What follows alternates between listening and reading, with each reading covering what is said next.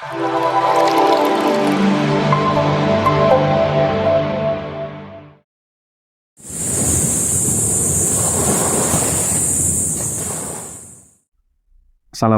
warahmatullahi wabarakatuh.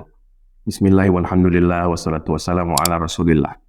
Sahabat arah hidup yang disayangi Allah, kemarin kita sudah bercerita tentang ilmu. Bagaimana pentingnya posisi ilmu itu dalam kehidupan kita sebagai manusia, apalagi sebagai umat Islam. Bagaimana ilmu dapat mengangkat derajat kita di mata Tuhan, dan lain sebagainya. Bagaimana caranya agar ilmu itu bisa kita dapatkan. Jadi hari ini kita akan bercerita tentang sumber ilmu. Banyak sekali sumber ilmu di dunia ini, tapi kalau kita rujuk kepada Imam An-Nasafi misalnya, beliau mengatakan kita bisa memperoleh ilmu itu sekurang-kurangnya lewat 3 jalur. Yang pertama, jalur penginderaan kita, bahwa kita sudah dilengkapi oleh Allah Subhanahu wa taala dengan panca indera yang punya fungsinya masing-masing, mata untuk melihat, lidah untuk mengecap, hidung untuk mencium, kulit untuk meraba, dan telinga untuk mendengar. Semua instrumen ini bisa kita manfaatkan untuk mengambil pengetahuan yang ada dari luar diri kita. Ketika kita melihat sesuatu, maka kita mendapatkan informasi dan mencoba memahami informasi itu, terbentuklah kemudian ilmu baru bagi kita. Jadi observasi atau hal-hal yang bersifat, kata orang sekarang saya, ilmu empirik, ilmu yang didapati dari melihat hal-hal secara langsung. Tapi tidak itu saja sumber ilmu. Kita juga dianugerahi oleh Allah Subhanahu wa taala akal. Nah, ini penting. Akal ini adalah satu hal yang sangat istimewa, tidak diberikan Allah Subhanahu wa taala kepada makhluk lain. Manusia diberi akal, maka manusia meningkat derajatnya. Manusia diberi akal, maka manusia menjadi makhluk yang dikatakan mukallaf, diberikan beban syariat. Sebab kalau akal ini hilang, ya kita tidak harus bertanggung jawab terhadap apa yang kita perbuat. Maka akal itu adalah satu poros kesadaran manusia. Dan akal itu punya satu hal di dalamnya yang kita katakan sebagai rasio lah, begitu dalam bahasa hari-hari kita.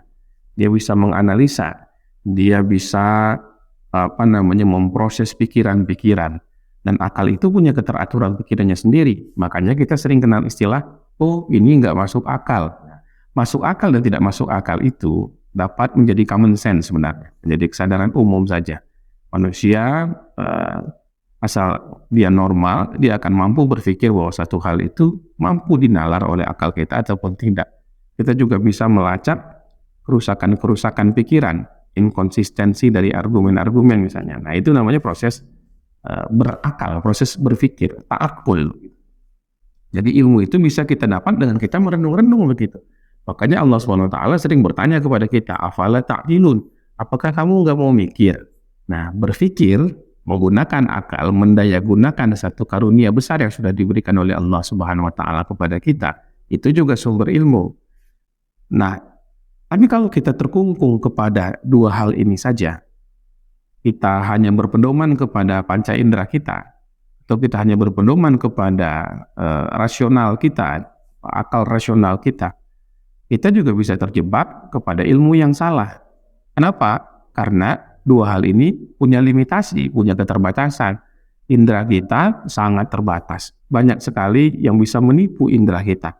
Paling mudah adalah ketika kita waktu SD mungkin punya eksperimen sangat sederhana, kita isi air ke gelas bening, kemudian kita masukkan pensil yang lurus sampai di sana. Nah, pembelokan cahaya membuat dia terlihat bengkok juga. Jadi pensil yang sebenarnya lurus, yang pada kenyataannya lurus, kita lihat sebagai sesuatu yang bengkok. Nah, itu sederhananya, dan banyak lagi pengamatan kita yang bisa meleset dari sesuatu yang hakiki, sesuatu yang asli.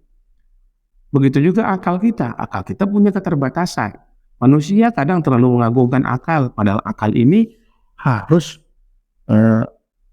bergerak pada porosnya. Porosnya itu dia mesti terikat pada waktu dan pada tempat. Tidak bisa kita memikirkan sesuatu yang tidak punya waktu dan tidak punya dimensi atau punya tempat. Cobalah kita uji, berpikirlah tentang sesuatu yang namanya kehampaan. Apa itu kehampaan? Misalnya nih, Allah belum menciptakan dunia ini, lalu tidak ada apa-apa. Terus bagaimana? Kita bingung itu. Makanya kita tidak bisa memikirkan zat Allah Ta'ala. Karena Allah itu wujud tanpa perlu waktu dan tanpa perlu tempat.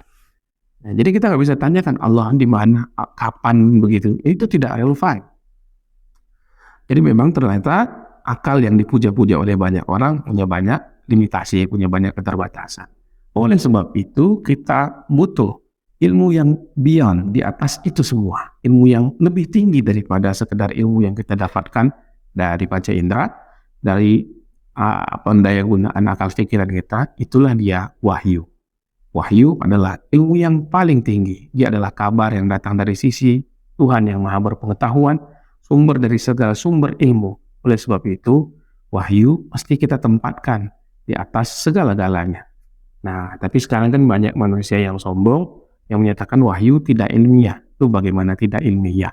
Sesuatu yang datang dari Allah Subhanahu wa Ta'ala tentunya lebih valid, lebih nyata kebenarannya dari sesuatu yang hanya dipikirkan oleh manusia, diamati oleh manusia, atau diasumsikan oleh akal manusia semata-mata. Mudah-mudahan kita diberikan oleh Allah SWT ilmu yang luas dan kerendahan hati, sehingga kita bisa mengakses ilmu yang paling tinggi, yakni wahyu dari Allah SWT.